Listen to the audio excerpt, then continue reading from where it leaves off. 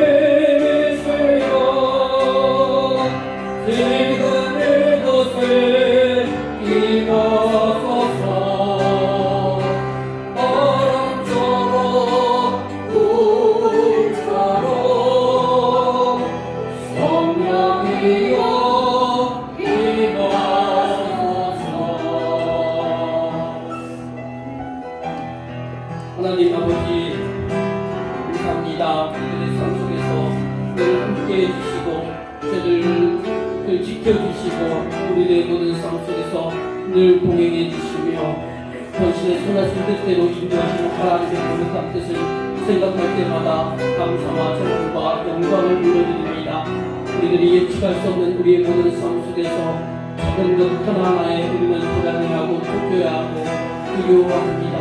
하나님, 그럴 때마다 하나님께서 내가 너의 아버지가 되고 내가 너를 너와 함께하고 내가 너를 지켜준다고 하시는 아버지 하나님, 우리가 그런 하나님, 임마누엘 되신 하나님, 언약의 하나님을 우리가 더 굳게 믿고 의지하며 우리의 주어진 모든 현실의 어려움들을 믿음으로 이겨나갈 수 있도록 하나님 도와주시옵소서. 아버지, 지나는 주간의 삶도 여러 요소들이 있었지만 하나님을 우리의 삶에 함께 해주셔서 지켜주시고 보호해주셔서 우리의 일상을 살아나갈 수 있도록 도와주신 하나님께 감사드립니다. 하나님, 그런 하나님을 의지하며 떠나는 우리에게 주맡겨진 사명을 의지하며 우리가 살아갈 때 하나님 변화를 꿈꾸게 하시고 거룩과 성결함으로 날마다 거듭나는 그 삶을 축복하게 할 수 있도록 하나님 저를 도와주시옵소서. 그러나 때로는 우리가 하나님의 말씀을 잘 몰라서 때로는 우리의 의지가 연합돼서 아직도 변화를 두려워해서 아버지 정말로 거룩하고 성결한 삶을 추구하지 못했던 것들이 많이 있었습니다. 이 세상을 답습했고 또 옛생활을 두려워했고 또 이것도 아니고 저것도 아닌 뜻없이지근한 삶을 살았던 모든 삶들을 되돌아볼 때 하나님, 우리의 게으름과 나태함과 우리의 죄악과 우리의 불충을 빼게 합니다. 하나님, 우리의 죄를 용서해 주시고 우리의 아니함을 주님 불쌍히 여겨주시고 아버지 여러분 뜻을 받드는 자들 될 수 있도록 하나님 도와주시옵소서. 코로나19의 전염병에 오랫동안 쫓겨기어 죄들이 많은 두려움 속에 살아가지만 이 또한 지나갈 것이고 이 또한 하나님의 공의의 은총으로 아버지 회복되고 다시 치유되는 역사가 나타날 줄 믿습니다. 하나님, 그날에 속히 올 수 있도록 은혜를 덧입혀 주시옵소서. 오늘도 거룩한 주일을 통하여 하나님께 예배로 영광 돌려보자 저희들 이 자리에 나와사오니 하나님, 우리의 심령을 아버지 주장하여 주시고 아버지 하나님을 사랑하게 도와주시고 아버지 하나님 말씀을 사모하는 가운데 아버지 은혜 받게 하시고 깨닫게 하시고 알게 하셔서 하나님 정말로 이름 별대로 대단한 막연한 삶이 아닌 하나님의 말씀에 입각한 규모 있는 삶을 살게 하시고 하나님 나라에 이 땅에 하나님 나라를 세워가는 그 사명을 감당할 수 있는 사명자의 삶을 살아갈 수 있도록 오늘 예배의 모든 시간에 함께 해주시고 거룩한 기름 부음의 역사로 허락하여 주시옵소서.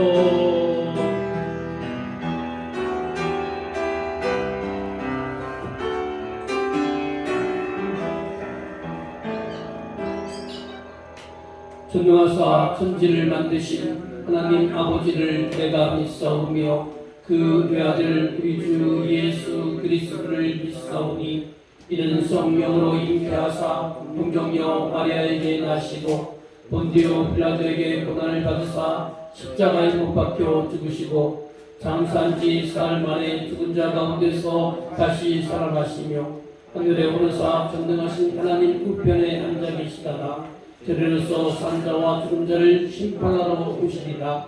성령을 믿사오며 거룩한 공예와 성부가 서로 교통하는 것과 죄를 사하여 주시는 것과 몸이 다시 사는 것과 영원히 사는 것을 믿사옵나이다. 아멘.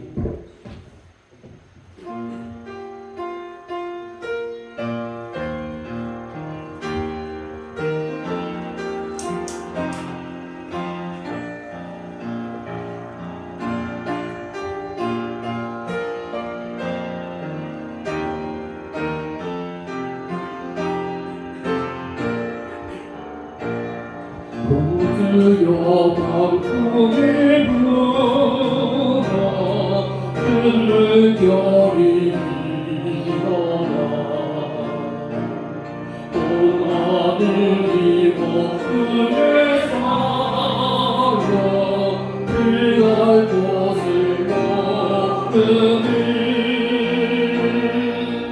우리가 죽게 된 것을 안보라 봅니다.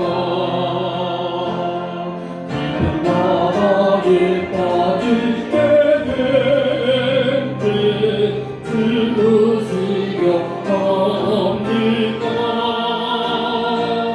큰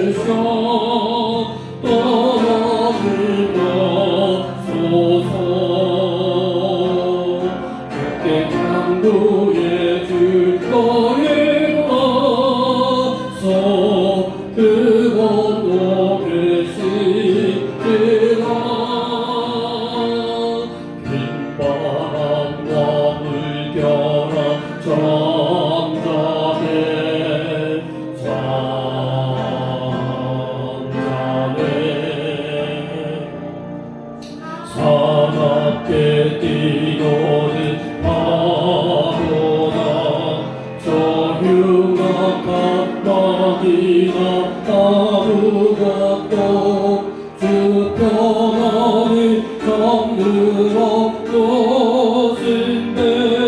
그 아파 설렘력이 아파다 주 예수 복음을 의지자 잠잠해 잠잠해 주 예수 복음을 의지자 잠잠하라.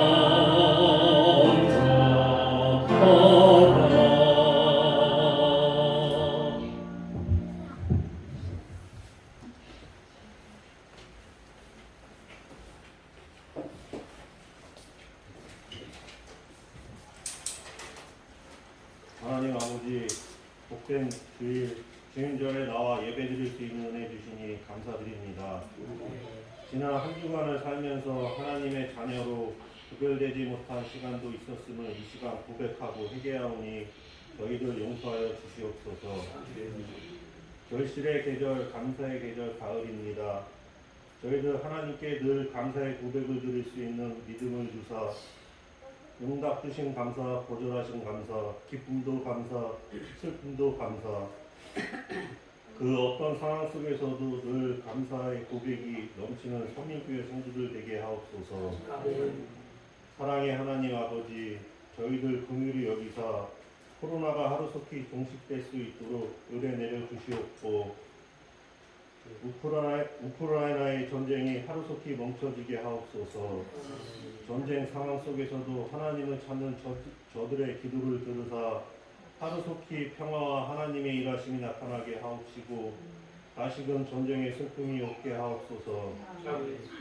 오늘 예배를 듣는 성도들을 기억하여 주시옵고 하나님께 올려드리는 찬양과 기도가 하나님만 영광 받으시는 구별된 예배 되게 하옵소서. 말씀을 들고 서신 목사님 영을간에 강건케 하옵시고 기도하고 애쓰는 그 기도 제목마다 함께하여 주시옵소서.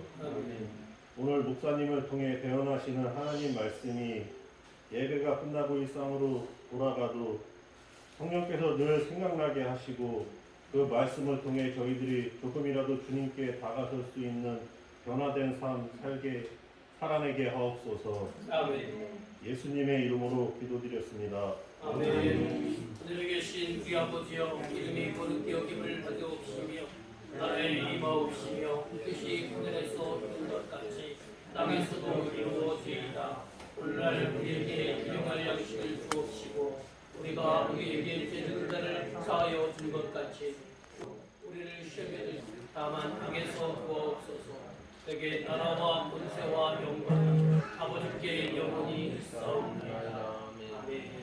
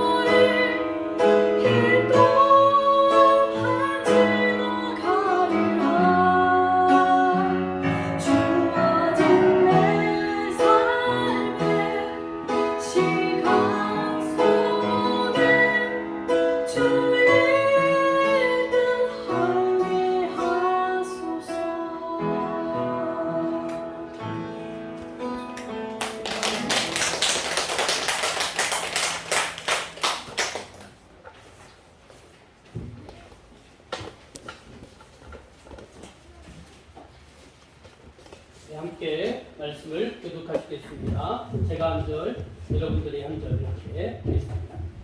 야곱이 길을 가는데 하나님의 사자들이 그를 만난지라.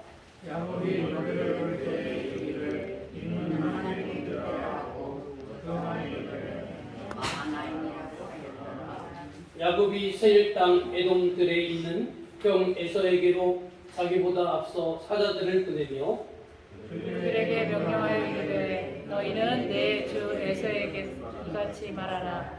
주의 종 야곱이 이같이 말하기를 내가 라반과 함께 거류하며 지금까지 머물러 있었사오며 내게 소와 나귀와 양떼와 너비가 있으므로 사람을 보내어 내 주께 알리고 내 주께 은혜 받기를 원하나이다 하라 하였더니 사자들이 야곱에게 돌아와 이르되 우리가 주인의 형 에서에게 이른즉 그가 400명을 거느리고 주인을 만나려고 오더이다. 야곱이 심히 두렵고 답답하여 자기와 함께한 동행자와 양과 소와 낙타를 두 떼로 나누고 이르되 에서가 와서 한 떼를 치면 남은 한 떼는 피하리라 하고 야곱이 또 이르되 내 조부 아브라함의 하나님 내 아버지 이삭의 하나님 여호와여 주께서 전에 내게 명하시기를 내 고향 내 족속에게로 돌아가라 내가 내게 은혜를 베풀리라 하셨나이다. 나는 주께서 주의 종에게 베푸신 모든 진실하심을 조금도 감당하겠소서. 내가 지팡이만 가지고 이 요단을 건넜더니 지금은 둘 때나 이루었나이다. 내가 주께 간구하오니 내 형의 손에서 에서의 손에서 나를 건져 내시옵소서. 내가 그를 두려워함은 그가 와서 나와 내 처자들을 칠까 겁이 나기 때문이다. 주께서 말씀하시기를 내가 반드시 내게 은혜를 베풀어 내 시로 바다에 셀 수 없는 모래와 같이 많게 하리라 하셨나이다. 아멘. 우리 함께 인사합시다. 샬롬. 주님의 이름으로 사랑합니다.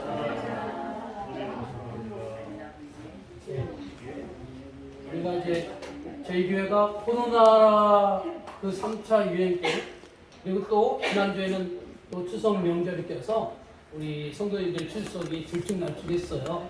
그래서 오늘 제가 전에 말씀드렸잖아요. 오늘 제가 이제 주보를 출력을 할 때 내일 나올 사람을 스스로 계산을 해요. 그래가지고 속으로 생각하기를 오늘은 그동안 못 나왔던 분들이 다 나오실 거다라고 그렇게 계산하고 출력을 했어요. 근데 오늘 보니까 많은 분들이 또 자리에 안 계시네요. 여러분, 우리가 이 예배에 참석하는 것은 여러분의 신앙의 문제고 하나님과 여러분의 과의 개인의 약속이죠. 또 공동체의 약속이 있어요. 여러분과 저와의 약속인 거예요. 그래서 여러분들이 혹이라도 피치 못할 사정, 워낙 예배 빠진다는 것은 워낙 자연스러운 건 아니고 좀 불편한 것인데 그렇기 때문에 여러분 혹박에 빠지는 상황이 있으면 저에게 개인적으로 연락을 주시면 감사드리겠습니다. 무책임하게 그냥 아무 얘기 없이 이렇게 빠지게 되면은 그건 지도자에 대한 목사에 대한 여러분들이 예의를 지키지 못하는 거예요. 그러니까 여러분들이 정말 여러분 진짜 피치 못할 사정에 대해서 빠졌으리라 저는 그렇게 생각을 합니다. 그런데 전혀 그 사정을 모르고 있는 것과 또 알고 있는 것과는요 차이가 있는 겁니다. 여러분들이 그런 걸 생각해서 좀 저를 배려해 주시고 우리 공동체를 여러분 배려해 주셔서 여러분들이 늘 불편한 상황이 될 때는 좀 전화를 주십니다. 또 전화하기도 힘들고 또 어려우면 뭐 카톡이나 문자나 그렇게라도 올려주시면 감사를 드리겠습니다. 자, 오늘은 우리가 창세기에 대한 말씀을 계속 공부를 하고 있습니다. 공부를 한다는 건 팩트예요. 창세기에 대한 말씀을 살펴보고 있어요. 그래서 창세기의 큰 관점, 줄거리, 그 핵심이 뭐냐? 창조 이후의 핵심은 뭐냐면 구속사예요, 구속사. 여러분, 구속사가 뭐라고 했어요? 타락한 이 땅을 하나님께서 회복시키는 역사.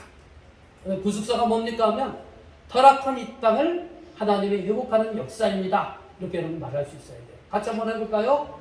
타락한 이 땅을 하나님께서 회복하시는 역사입니다. 네, 이 개념을 여러분 교회를 이제 오래 다니셨으면 이런 개념을 이해를 하셔야 돼요. 그리고 말할 수 있어야 돼요. 구속사는 바로 이런 관점이라는 거예요.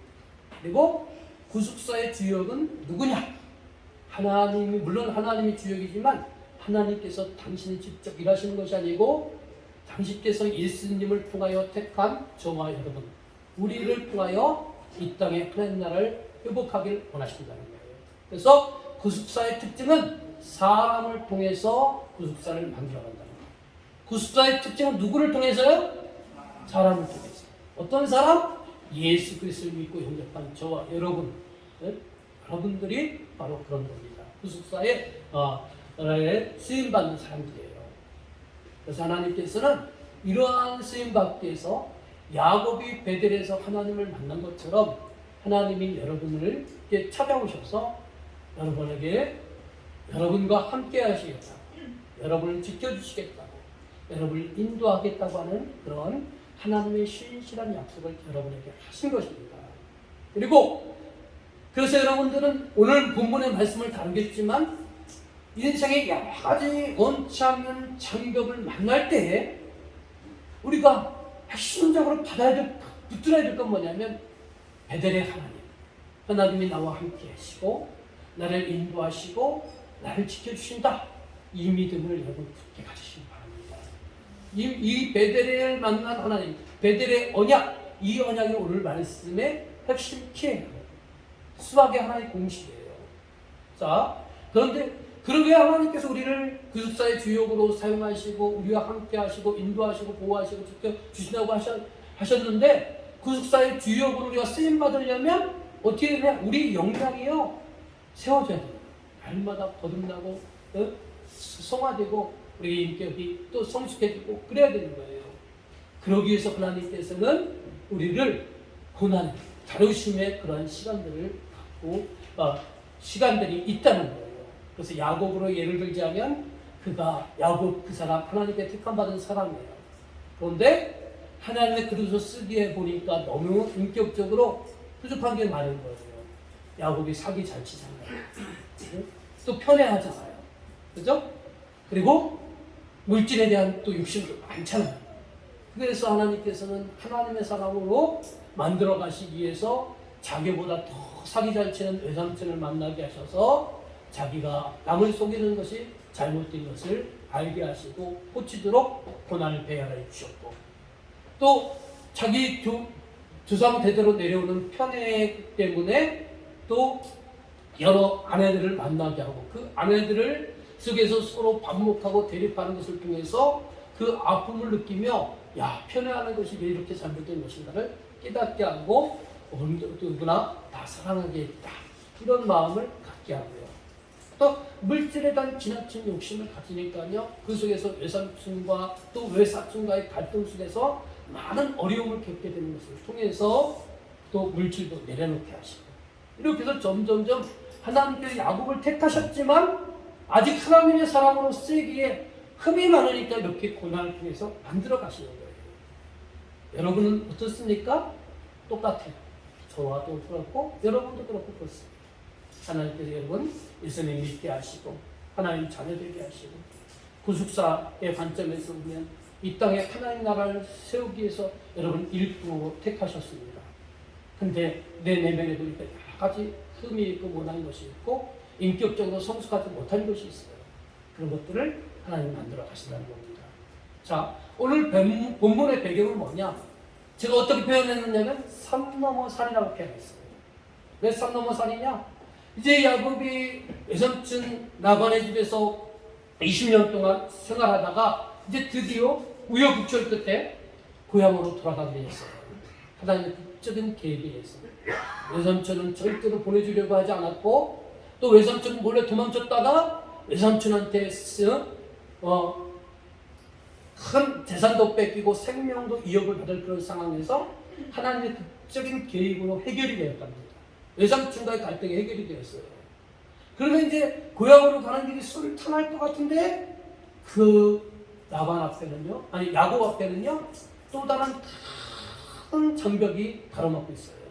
그 장벽이 뭐냐면 예전에 20년 전에 형을 속여서 장자권을 빼앗고 장자의 축복기도도 빼앗았는데 그것에 대해서 형이 분노를 일으켜서 자신을 죽이려고 하는 그런 분노의 감정, 형의 그 살기 든든한 그것 때문에 자기는 도망쳐서 20년 동안 피난살이를 했었는데 이제 다시 고향으로 돌아갈 때 필히 만나게 될 사람이 누구냐?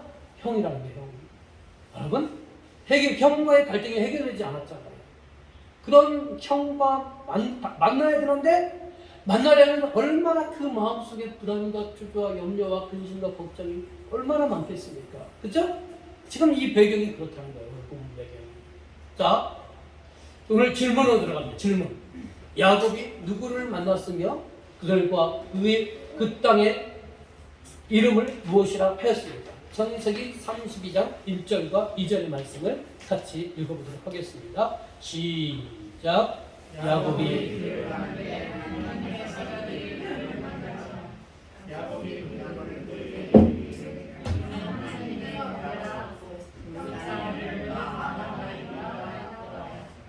야곱이 이제 고향길을 가는데 누굴 만났어요? 하나님의 사자들. 이 하나님의 사자들은 누구냐? 천사들을 말하는 거예요. 천사들을 말하고 야곱이 그 천사들을 볼 때 뭐라고 표현하거든요? 하나님의 군대라는 거예요. 그리고 그 땅의 이름을 마하나임이다. 마하나임이 뭐냐? 여기 나와 있는 것처럼 히브리어 마하네의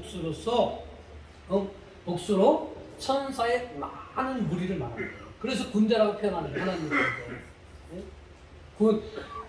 여러분 군인 한 명을 말할 때 군인이라고 말하지만 그 군인들이 뭐 100명, 200명, 뭐 1000명 하면 군대라고 표현하잖아요. 그렇죠? 그 많은 천사들이 야곱의 가는 길을요 호위하고 있는 것이죠. 다음 질문입니다. 천사들이 야곱에게 나타난 목적은 무엇입니까? 왜 이렇게 많은 천사들이 이 야곱의 고향으로 가는 길에 이렇게 함께하고 그를 환영했습니까? 자, 말씀을 보면 20년 전에 야곱이요 형과 아버지를 속이고 외삼촌 라반의 집으로 도망가는 그 첫날 밤에 그 밤에 그는 들에서 잠을 자게 되었다는 거예요. 그때 누구를 만났느냐? 그때 또한 천사들의 무리를 만났어요. 밤에 꿈을 꾸는데 보니까 이 땅에서부터 하늘까지 사다리가 연결되어 있고 그 사다리 사이에 많은 천사들이 오르락내리가 하고 있고 그 끝에 하나님이 거하셨다는 계신 그 꿈을 꿨다는 거예요. 그렇죠? 그때도 야곱의 상황은 어떤 상황이었느냐? 형의 살기 등등한 그 기세를 피하기 위해서 도망자 신자였다는 거예요. 여러분, 도망자의 마음이 편할까요? 어떻겠어요? 도망자의 마음이 어떻겠습니까? 불안하죠. 두렵죠. 초조하죠. 그런 상황 속에서요 하나님께서 천사들을 보내주셨다고 생각을 해보세요. 어떻습니까? 여러분이 야곱인데 지금 형을 피해서 도망가다가 불안과 초조와 염려에 휩싸였는데 천사들이 여러분을 위로해주고 있다면 여러분 힘이 생길까요? 안 생길까요? 네? 여러분 어떻겠습니까? 힘이 생기겠죠? 네. 바로 그거예요. 네? 야곱이 가는 길은요 불안하고 초조하고 염려해서 막막한 거예요. 근데 하나님께서 그 야곱에게 많은 천사들을 보내준 건 뭐냐? 네 가는 길 거칠고 험난하고 막막하고 초조하고 불안하지만 하나님이 너와 함께 한다는 거예요. 네? 내가 네 길을 인도할 것이고 내가 너를 지켜줄 것이고 내가 너를 보호해 줄 것이고 내가 너와 함께 하려는 그런 하나님의 사인인 거예요. 20년 전에 야곱은 이런 경험을 했어요. 그리고 20년 후에 다시 고향으로 가는 길에 이제 형과의 만남을 앞두고 있는데 그 마음이 어떻겠습니까? 얼마나 불안하고 초조하고 염려와 갈등과 대립이 그 안에 있었다는 거예요. 그랬을 때 그 해결되지 않은 형과의 갈등의 문제 때문에 불안하고 초조하고 염려와 근심 걱정이 가득했을 때 하나님께서는 천사들을 보내서 야곱을 위로하고 있는 거예요.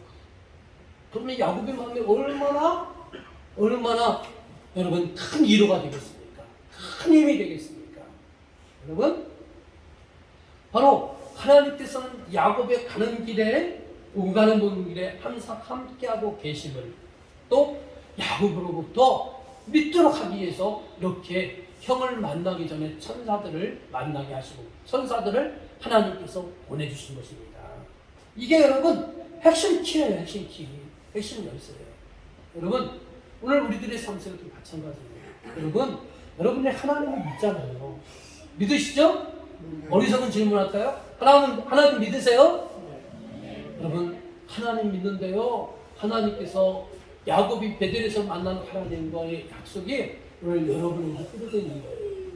여러분이 하나님이 여러분과 함께 계실 뿐만 아니라 하나님이 여러분을 지켜주시고 하나님이 여러분을 인도해 주신다는 사실을 여러분 굳게 믿으시기 바랍니다.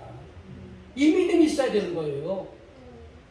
이 믿음이 없거나 이런 믿음이 있는데도 이 믿음이 확고하지 않으면 우리 믿음은요 흔들리고 또 실족하고 또 믿음으로 시작했다가 또 세상으로 나가게 되는 그러한 일을 벌이게 되는 겁니다.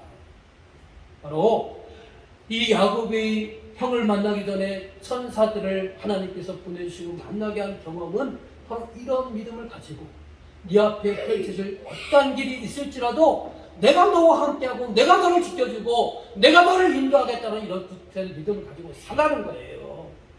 오늘 여러분에게도 마찬가지라는 거예요. 자, 다음 질문을 할게요. 다음 질문. 야곱이 에서에게로 사자들을 보낸 이유는 무엇입니까? 에서와 자신을 어떻게 표현하고 있습니까? 야곱이 자신을 어떻게 표현하고 있느냐는 거예요. 형은 어떻게 표현하고 있고 자신은 어떻게 표현하고 있느냐는 거예요. 세 번째, 소, 나귀, 양떼, 노비가 있다는 말을 왜 하게 했습니까? 자, 이 세 가지 질문입니다. 자, 읽어봅시다. 창세기 32장 3절부터 자 5절까지 시작. 야곱이 이동들에 있는 에서에게로 자기보다 앞서 사자들을 보내며 그들에게 명령하였되 너희는 내 주 에서에게 이같이 말하라. 주의 종 야곱이 이같이 말하되 내가 라반과 함께 머물러 지금까지 머물러 있었사오며 이에 소와 나귀와 양떼와 노비가 있으므로 사람을 보내어 내 주께 알리고 내 주께 보내오기를 원하노라 하였느니. 예, 야곱이 자신의 종들을 형을 만나기 전에 먼저 보냈어요. 그 보낸 이유가 뭡니까? 맨 끝에 있잖아요. 이 보낸 이유는 뭐냐? 내 주께 은혜가 받기를 원한다는 거예요. 내 주에서 주는 누구냐면 형을 말하는 형. 지금 야곱이 형을 어떻게 표현하고 있어요? 주인이라고 표현하고 있어요. 여기 세 번 정도 표현되어 있어요. 주의 종 야곱, 내 주께, 그죠? 형을 주인이라고 표현하고 자신을 뭐라고 표현하고 있어요? 야곱이 종이라고 표현하고 있어요. 이런 이유가 뭐냐면 형의 마음을요 누그러뜨리기 위해서. 찝찝하잖아요. 형이 지금 어떤 마음을 갖고 있는지 모르잖아요. 그래서 야곱은 종들을 보내서요. 종들을 미리 보내서 바로 보내서 그 에서를 뭐라고 하냐면 주인이라고 말하고 있고 자신을 종이라고 표현하고 있고 또 많은 그리고 자신은 지금 어떻게 됐느냐? 외삼촌 20년 동안 외삼촌 집에 있다가 또 지금 오는 길인데 많은 재산을 갖고 있다는 거예요. 이런 모든 것들은 다 뭘 표현하고 있느냐면 자신을 낮추고 형을 먼저 높이는 거예요. 그 이유가 뭘까요? 여러분한테 여러분 이름 부르는 거하고 여러분을 선생님하고 이렇게 부를 때 여러분 기분 어떠세요? 네? 여러분 저도요 많이 경험해 보는데요. 그냥 이름 부를 때는 그냥 별로 감흥이 없어요. 근데 막 자꾸 선생님, 목사님 막 부르면요. 괜시리 뭐냐 높아지는 것 같고 우쭐대는 그런 것들이 있어져요. 야곱은 그것을 누린 거예요. 자기 형을 주인님, 주라고 표현하고 있는 것은 그렇게 해서 혹이라도 형의 마음이 좀 누그러뜨리지 않을까 이렇게 표현하고 있는 거예요. 그리고 소와 나귀와 노비가 많이 있다고 그렇게 말하는 이유는 뭐냐면 혹이라도 내가 아버지의 재산에 대해서 욕심을 갖고 있어서 형 에서가 경계하지 않을까 해서 나 재산 많다는 거예요. 그러니까 나 아버지의 재산에 대해서 큰 욕심이 없습니다. 그러니까 한마디로 나는 당신에게 절대로 해가 되는 존재가 아닙니다. 그러니까 마음을 좀 누그러뜨려 주십시오 라는 이러한 숨은 내용들이 담겨져 있는 것입니다. 한마디로 야곱은 이런 모든 행위를 통해서 형의 환심을 얻기 위해서 이런 모든 행동과 태도를 취한 것이고, 또 한편으로는 형이 20년 동안 그 살기 등등한 마음, 자기를 죽이려고 하는 그런 마음이 아직도 있는지를 염탐하기 위해서 이런 행위를 벌였다는 것입니다. 여러분, 우리는 어느 때 불안한 마음을 갖습니까? 내가 감당할 수 없는 문제를 만났을 때 우리들은 불안한 마음을 갖게 되는 거예요. 여러분, 물질도 여러분, 내가 만약에 다른 사람들에게 1,000만 원의 빚을 져고 있는데 자기 통장에 1억이 있어. 그럼 1,000만 원 빚이요? 빚진 거 아무 걱정이 안 돼요. 근데 자기 통장에 보니까 한 500만 원 있는데 내일 갚아야 될 돈이 1,000만 원이야. 그럼 어떻습니까? 내가 감당할 수 없는 부분이 500만 원에 대한 부분이잖아요. 그때부터 나는 불안해지고 고민이 있고 염려와 근심과 걱정이 생기는 거예요. 모든 불안은 어디서 시작이 되느냐? 내가 감당할 수 없는 문제를 만났을 때 우리는 거기서 또 불안이 시작되는 거예요. 야곱은 지금 해결되지 않은 문제가 있어요. 그 문제가 뭐냐면 형과의 화해하지 못했다는 거예요. 형이 아직도 나를 죽이려고 한다는 그런 마음을 그는 떨칠 수가 없는 거예요. 그런 문제를 만났어요. 그런 문제를 만났을 때 어떻게 해야 됩니까? 이런 문제를 만나 하나님께서는요, 이것을 아시기 때문에 뭐라고 하느냐? 형을 만나기 전에 먼저 누구를 보게 하셨어요? 누구를 만나게 하셨어요? 예? 형을 만나러 가기 전에 누구를 보게 했어요? 천사들 보게 했어요. 천사들. 그렇죠? 천사들을 보게 했다는 거예요. 그 천사도 한 명이 아니고 그 두 때로 나눌 만큼 많은 천사들을 만났다는 거예요. 그 의미가 뭐라고 했어요? 베델의 하나님, 내가 너와 함께 할 것이고 내가 너를 지켜줄 것이고 너를 인도할 거라는 거예요. 네 앞길에 어떤 문제와 험산출령 같은 큰 바위가 있다 할지라도 너 항상 이 길을 받아라. 내가 너와 함께 한다. 내가 너를 인도한다. 내가 너를 지켜준다. 이걸 잡으라는 거예요. 그러기 위해서 먼저 천사를 만나게 한 거예요. 그러면 야곱은 어떻게 되느냐? 그런 하나님의 약속을 믿고요, 앞뒤 보지 말고 재지 말고 형을 만나러 갔어야 되는 거예요. 그런데 그런 아직도 내면에 불안과 근심과 염려의 문제가 있으니까, 염려가 있는데 하나님께서는 그 피해를 해결해 주시기 위해서 내가 너와 함께 한다는 것을 천사를 계속 보여줬는데도 불구하고 야곱은 뭘 했느냐? 그런 하나님을 의지하지 않고요, 자기의 꾀를 의지하는 거예요. 그래서 종들을 미리 보내서 형의 마음의 상태가 어떤지 염탐하게 하고, 또 형을 주인이라고 얘기하고 종 많은 재산이 있다고 얘기를 하면서 형의 동태를 파악하고, 또 그것을 통해서 혹이라도 형의 마음이 누그러뜨리지는 않을까라는 인간의 꾀를 이용했다는 거예요. 꾀를. 자, 인간의 꾀를 이용했는데 그 다음에 어떻게 되냐 봅시다. 다음 질문. 야곱의 종들이 돌아와 야곱에게 한 말은 무엇입니까? 자, 창세기 32장 6절 말씀 읽어보겠습니다. 시작. 사자들이 야곱에게 돌아와 이르되 우리가 주인의 형 에서에게 이르되 그가 400명을 거느리고 주인을 만나려고 하더이다. 자, 미리 형에게 보낸 종들이 돌아와서 하는 말이 뭐였어요? 형 에서가 어떻게 한다고요? 네, 형 혼자 오는 게 아니고 400명의 사람을 데리고 온다는 거예요. 여러분 상식적으로 생각해 보세요. 자기 동생을 만나러 오는데 이 400명이라는 사람까지, 숫자까지 필요가 할 수 있을까요? 아니, 시대가 험난하다 할지라도 자기 호위무사 한 10명만 데리고 올 수도 있는 거 아니에요? 근데 400명을 데리고 온다는 것은 뭐냐? 뭘 의미하는 거예요? 아직도 이 형에서는요, 야곱에 대한 감정이 풀리지 않았다는 거예요. 400명을 데리고 온다는 건 뭐냐? 야곱과 그의 식구들을 쳐서 다 죽이겠다는 그러한 혈기등등한 감정이 이 400명을 데리고 온다는 말씀 속에 숨겨져 있는 거예요. 야곱은 자기의 꾀를 이용해서 그 형의 마음을 누구를 드리려고 했는데 돌아온 것은 무엇이었어요? 오히려 더 400명이나 숫자가 찾아온다는 것이고, 그 얘기를 들은 야곱은 어땠을까요? 그 마음이 어땠을까요? 자, 다음 질문을 봅시다. 다음 질문.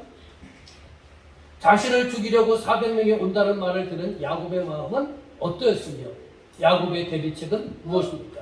자, 읽어봅시다. 창세기 32장 7절 시작. 야곱이 심히 두렵고 답답하여 자기와 함께한 동행자와 양과 소와 낙탄을 두 때로 나누고 이르되 에서가 와서 한 때를 치면 남은 한 때는 피하리라.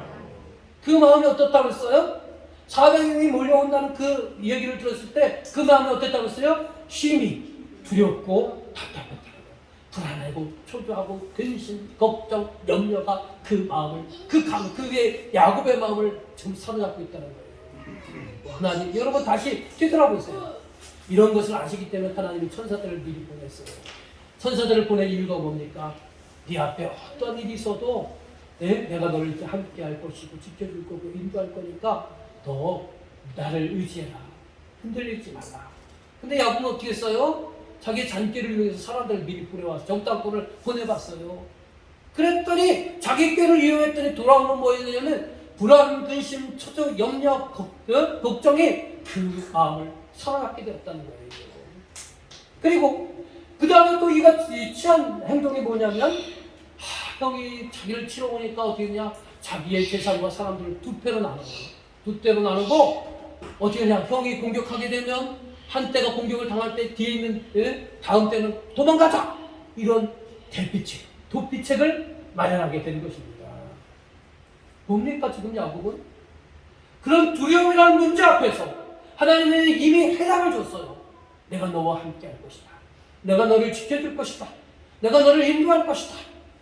근데 그럼에도 불구하고 야곱은요, 그런 하나님을 의지하지 않고 말씀을 의지하지 않고요, 자기의 잔꾀를 이용했다. 잔꾀를 또다시 이용하고 있잖아요. 그래, 인간적인 방법으로 두 때를 나눠서 한 때가 공격당할 때 다른 한 때는 피하자, 그런 방법으로 자기의 꾀를 이용했다는 것입니다. 그러니까 어떻게 되느냐, 그 안에 또 더 문제는 해결되지 않고 더 불안과 근심과 걱정이 휩싸이게 되는 것입니다. 그것은 왜 그렇습니까? 왜 이렇습니까? 그것은 야곱이 하나님을 동행하심과 보호하심에 대한 그 하나님의 약속에 대해서 온전히 믿지 못했기 때문에 그렇다는 것입니다. 믿음보다도 야곱의 지금 마음속에서는요, 자기의 감정이 더 앞섰고요, 두려움이 더 앞섰다는 거예요. 그러니까 뭐냐? 인간의 꾀를 의지하게 되고, 인간의 꾀를 의지하니까 불안감이 사라지는 것이 아니라 불안감이 더 증폭되었다는 것을 우리는 여기서 볼 수 있는 것입니다. 여러분, 불안의 이유가 뭡니까? 불안은요, 아까도 설명했지만 내가 해결할 수 없는 문제를 만날 때 우리 누구나 인간은요 불안해지는 거예요. 네? 그래서 여러분의 오늘날 삶 속에서 여러분은 무엇 때문에 불안해하고 근심하고 걱정하고 염려하고 그것 때문에 슬픔과 좌절과 낙담에 빠져 있습니까? 우리가 살아가는 삶의 패턴은 다 비슷해요. 어떤 사람은 돈이라는 문제 때문에, 어떤 사람들은 자녀라는 문제 때문에, 어떤 사람들은 사람에 대해서 여러 가지 내 주변의 환경, 내가 감당할 수 없는 환경을 만날 때 우리는 불안해지는 거예요. 그때 하나님께서 여러분 이런 불안을 만났을 때 우리가 어떻게 해야 됩니까? 지금 야곱을 통해서 우리에게 답을 주고 있는 거예요. 이런 요소를 만나기 전에 하나님 뭘부터 보여줬어요? 천사들을 보내셨잖아요. 천사를 만나게 하셨잖아요. 그것은 무슨 의미냐? 어떤 요소, 불안의 요소를 만난다 할지라도 하나님이 나와 함께 할 것이고 너를 지켜줄 것이고 나를 지켜줄 것이고 너를 인도할 것이다. 나를 인도할 것이다. 이 말씀을 굳게 믿으라는 거예요. 근데 우리는요 아주 영악해. 그런 말씀을 끝까지 붙들어지는데 우리는 그런 하나님을 의지하기보다는 하나님 말씀을 믿기보다는요 순간순간 우리의 지식을 믿고요, 우리의 감정이 더 믿음보다도 앞서고요, 우리의 또 환경이 우리의 믿음보다 더 앞서고요. 그런 거예요. 그러니까 문제는 해결되지 않고 점점점 우리는 불안에 휩싸이고 다음부터 초조에 휩싸이고 우리는 또 근심 걱정과 슬픔의 나락에 빠져들게 된다는 것입니다. 다음 질문을 볼게요. 야곱의 두 번째 대비책은 무엇이었습니까? 자, 말씀 읽어봅시다. 32장 10절 11절. 자, 시작. 나는 주께서 주의 종에게 베푸신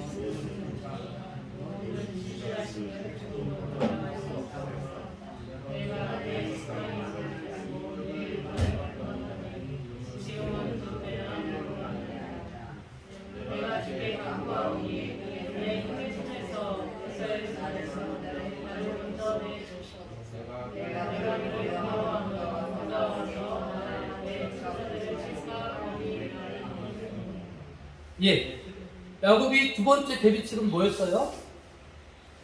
기도하는 거예요, 기도. 근데 저 기도할 때 10절에 뭐라고 표현하고 있냐면 10절 맨 끝에 보면 내가 지팡이만 가지고 이 요단을 건넜더니 지금은 그때랑 이런 큰 부자가 되었다는 거예요. 이 큰 부자가 처음에는 빈손으로 시작했는데 큰 부자가 된 이유가 뭐냐? 하나님이 그동안 나의 삶 속에서 함께 해주셨고 인도해 주셨고 지켜주셨고 또 이렇게 부자가 될 수 있도록 모든 했던 것은 하나님의 은혜였고 하나님의 섭리였습니다라고 고백하고 있어요. 그러면서 하나님께 그런 하나님의 은혜를 내가 누렸고요.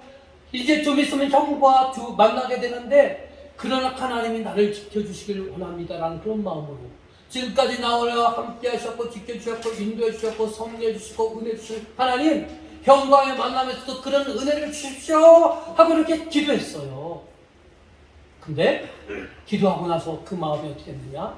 여기 보니까 그 내가 주께 간구하오니 내 형의 손에서 엘사의 손에서 나를 건져내시옵소서. 내가 그를 두려워합니다. 그 마음속에 기도는 했는데 그 마음속에 여전히 떠나지 않는 것이 뭐였느냐? 불안, 근심, 걱정, 염려였다는 거예요. 뭐냐? 기도하면서도 하나님을 의지하는 것 같았는데 그리고 그런 하나님을 의지하는 마음으로 또 하나님은 그의 삶의 과거를 뒤돌아봤을 때 그와 함께 그 은혜 주셨는데 내가 그런 하나님을 믿는데 그래서 내가 앞에 있는 또 문제 앞에서 그런 하나님을 의지하면서 기도하는데 내 마음속에 여전히 사라지지 않는 거 근심, 걱정, 염려, 불안이었다는 거예요. 그것은 뭘 말하는 것입니까? 하나님을 의지하긴 하지만 하나님을 믿긴 하지만 또 하나님이 은혜 주시는 분임을 알기 때문에 내가 기도는 하지만 그러나 아직도 이 야곱 안에는요 믿긴 믿지만 믿음에 대한 확신, 하나님에 대한 확신 지금껏 20년 동안 함께했고 지켜줬고 내가 시작은 지팡이 하나 갖고 시작했는데 지금 큰 불을 이룰 수 있도록 하나님의 은혜를 경험하고 체험했음에도 불구하고 여전히 하나님에 대해서 크게 신뢰하지 않는다는 거예요. 하나님을 의지하지 않는다는 거예요. 하나님에 대해서 하나님이 나를 지켜줄 것이라는 그런 믿음에 대한 확신이 없다는 거예요. 그러니까 기도는 하는데 신앙생활은 하는데 예배생활은 하는데 여전히 내가 불안하고 초조하고 근심하고 걱정하고 염려한다는 거예요. 옛날 부흥사 목사님들이 하는 넷바뚜리가 있잖아요. 네? 내가 장사를 해야 되고 내가 어디를 가야 돼서 정말 비가 오면 안 돼야 됐어요. 그래서 열심히 하나님 정말 비를 멈추게 해주십시오. 비가 오지 않게 해주십시오. 그래야 장사를 해서 돈을 벌 수 있고 그것으로 인해서 내가 먹고 살 수 있습니다. 하고 실컷 비가 내리지 않게 기도해달라고 하고서는 기도 끝나고서는 우산 갖고 나간다는 거예요. 네? 뭡니까?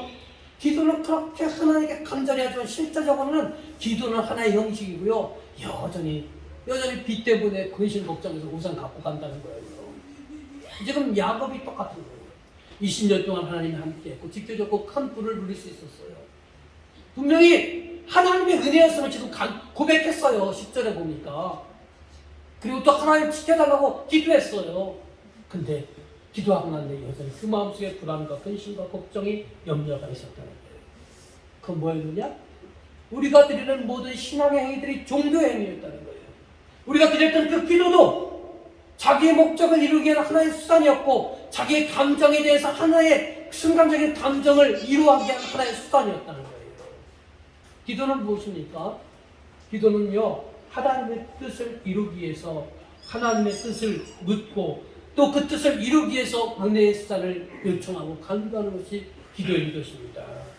그렇기 때문에 자기의 방법, 자기의 지식, 자기의 욕망, 자기의 욕구 다 내려놓는 거예요. 그리고 하나님의 뜻을 간구하고 하나님의 뜻을 실천할 수 있는 힘을 달라고, 능력을 달라고 간구하는 것이 기도의 힘이라는 거예요. 그러나 야곱은 어땠습니까? 기도를 했음에도 불구하고 여전히 하나님께 대한 전적인 신뢰와 그분이 나의 주인이고 나의 모든 것을 인도하신 하나님의 주권을 인정하지 못하고 있다는 거예요. 그래서 이런 훈련을 받고 있다는 거예요. 오늘날 저와 여러분 어떻습니까? 우리도 마찬가지예요. 여러분의 삶 속에서 펼쳐지는 여러 가지 문제 때문에 여러분 근심하고 걱정하고 염려하고 불안합니다. 그런데 하나님이 여러분과 함께 베델의 그 하나님처럼 지켜주고 인도한다는 이런 믿음의 확신이 여러분 삶 속에 있습니까? 그것 때문에 불안의 요소 때문에 근심의 요소 때문에 내가 하나님께 기도하지만 그 기도는 했지만 여전히 여러분 불안이 남고 근심이 남고 염려가 남는 이유는 어디에 있는 것입니까?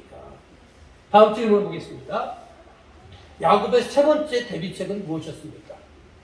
32장 13절부터 15절 또 20절 읽어보겠습니다. 시작. 야곱이 거기서 다음을 질문해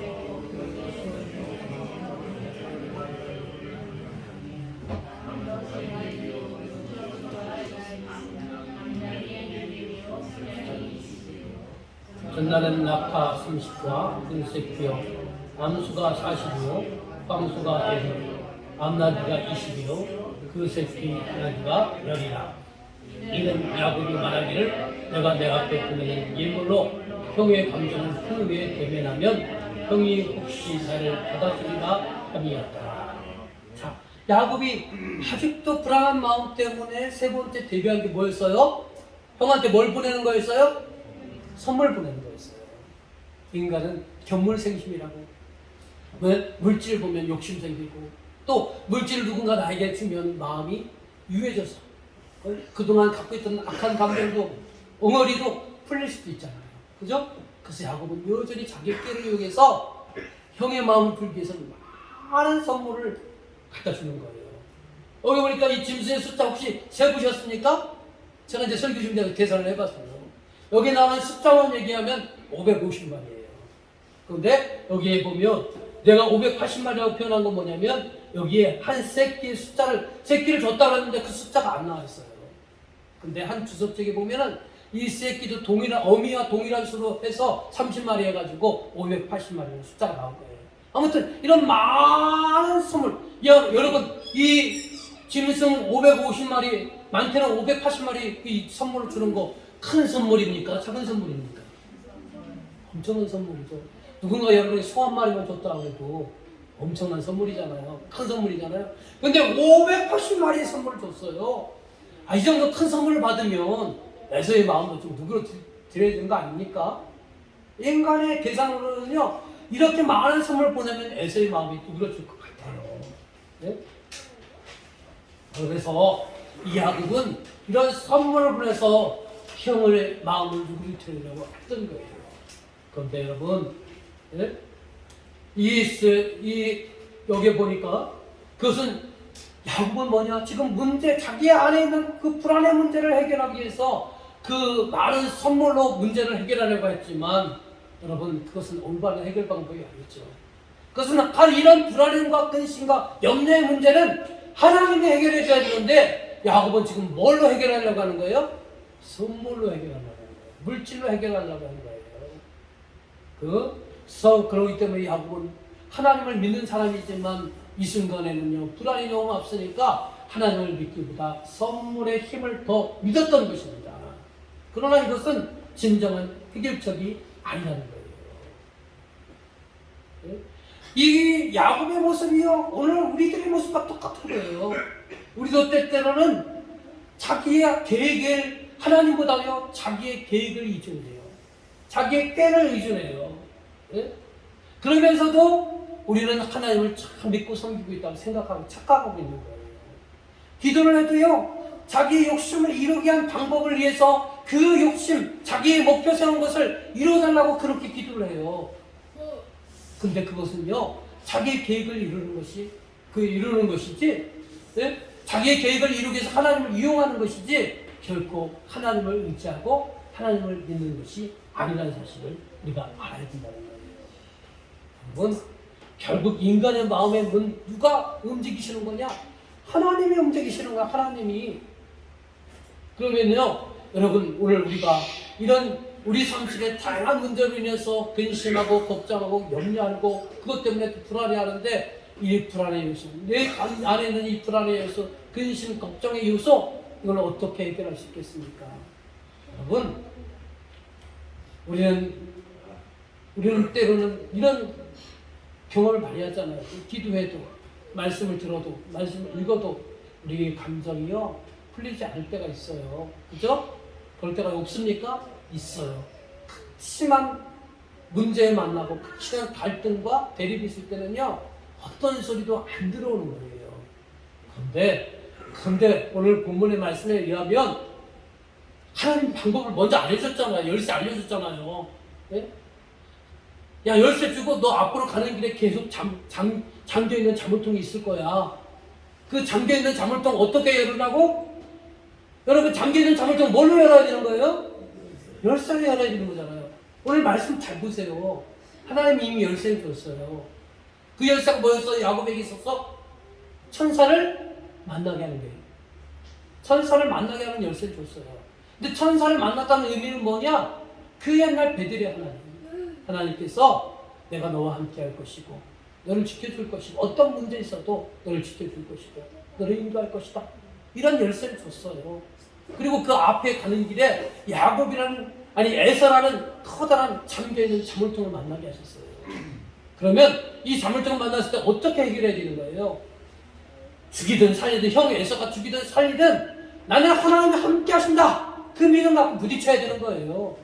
근데 부딪히지 않고 미리 정탐꾼을 보내고 또 어떻게 합니까? 또 많은 선물을 보내고 또 형이 여기 쳐들어온다니까 이 편을 나눠서 두 때로 나눠서 한때가 공격당하면 다른 한때는 도망가야 된다고 하고 자기의 작은 꾀를 다 이용해 먹으니까요. 야곱에는요 그 불안의 문제가요 해결되지 않는 겁니다. 오늘 우리들의 삶 속에도 마찬가지예요. 때로는 내가 애쓰고 수고하고 기도하고 금식하고 아무리 노력해도 해결되지 않는 문제가 있습니다. 그때 여러분 어떻게 하시겠습니까? 그때 여러분 하나님의 키를 잡으십시오. 베들의 하나님을 붙드십시오. 하나님이 앞으로 내가 문제 만나서 그것이 장사가 잘 안 되는 문제든 자식이 암난이 되는 문제든 또 사람과의 갈등의 문제든 돈의 문제든 그것 때문에 부딪히고 찢기고 상하고 또 낭패도 당할 수 있어요.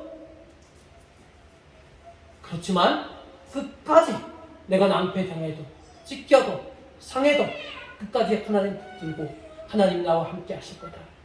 하나님 나를 지켜줄 것이다. 하나님 나를 인도할 것이다. 이 키를 가지고 살라는 거예요. 하다 보면 지금 당장은 문제 해결되지 않고 또 그 문제가 더 문제가 돼서 아프고 상하고 또 눈물 짓고 하지만 그러나 먼 훗날 우리가 끝까지 하나님을 의지하고 이 믿음의 키를 붙잡으면 우리는 능히 바로 승리할 수 있는 거예요. 그러니까 여러분 끝까지 이 믿음의 키를 붙으시길 바랍니다. 자, 읽어봅시다. 여기 세 번째 면 중간에 문제가 생겼을 때 하나님의 방식을 거기 찾으셨죠? 자, 읽어봅시다. 시작. 문제가 생겼을 때 하나님의 방식을 쫓아갈 것인가? 자신의 방식을 선택할 것인가? 이것이 중요합니다. 야곱이 하나님의 말씀을 믿었다면 한도뼈가 부러지지 않을 수도 있었습니다. 하나님은 야곱과 함께 하심을 보여주면서 야곱의 하나님이 되시려고 열심을 내시는데 야곱은 그런 하나님의 마음을 몰라주고 자신의 형 에서의 손에서 구원해달라고 하나님께 기도하고 있습니다. 하나님이 다 이미 키를 줬어요. 해결책을 줬어요. 그런데도 이 문제 해결할 것은 하나님이 해결하는 것이 아니고 형 위해서가 마음을 풀어야 된다. 그렇게 생각하고 있는 거예요. 그러니까 뇌물 보내줘, 예물 보내, 선물 보내줘, 사람 정탐꾼 보내줘, 또 꾀를 발휘하죠. 근데 해결이 안 되잖아요. 그러니까 여러분 어떻게 됩니까? 여러분 내 앞길 거칠고 험난해도 하나님이 택한 사람들은 반드시 하나님의 함께 할 것이고 지켜주실 것이고 인도해 주실 것이라는 그 믿음을 여러분 가지시길 바랍니다. 자, 맨 마지막 봅시다. 우리도 하나님을 따를 때, 자 시작. 우리도 하나님을 따를 때 영적인 갈등에 직면합니다. 어떤 인간의 노력도 물리적인 방어도 아무리 많은 돈도 이런 것들을 해결하기에 충분하지 않습니다.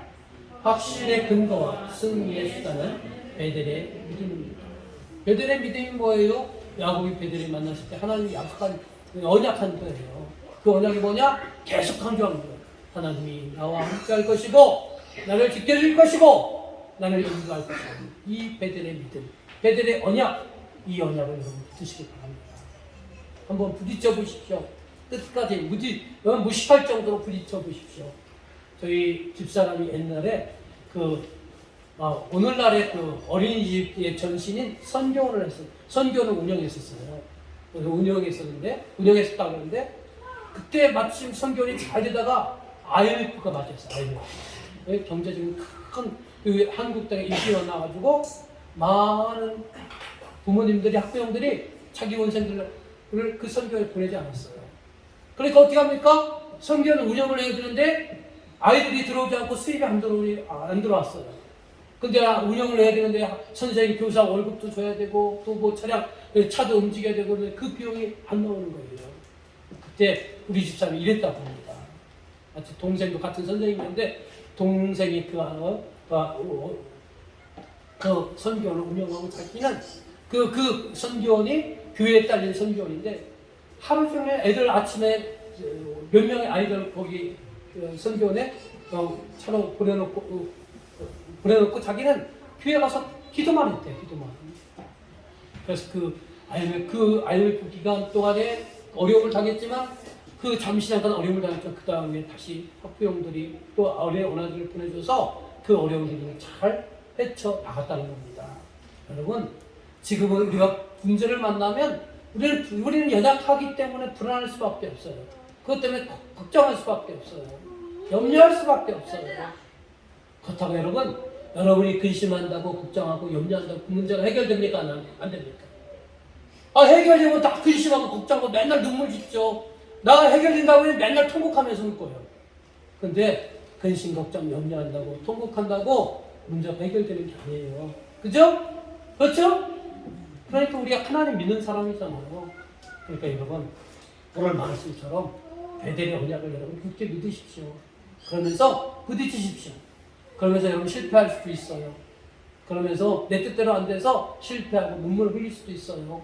저를 보세요. 저도 예전에 형님 밑에서 장사를 쫄딱 망했잖아요. 그때 아무것도 없었어요. 말 그대로 야밤도주였어요. 야밤도주. 그때는 인생 끝난 것 같지만 그러나 하나님께서 또 이렇게 선하게 인도하셔서 예전에 서운했던 데는 다시 목회의 길로 가게 하시고 지금 목사가 돼서 이 목회의 길을 하고 있잖아요. 지금 내가 길이 캄캄하고 어둡고 이 문제 때문에 난 해결되지 못할 것이라고 그렇게 생각하지만요. 반드시 여러분 그 믿음 갖고 헤쳐나가면 반드시 빛의 날이 있을 것이고요. 하나님의 선하신 인도하심의 그 길이 있을 것을 여러분 믿으시길 바랍니다. 기도하겠습니다. 하나님, 때로는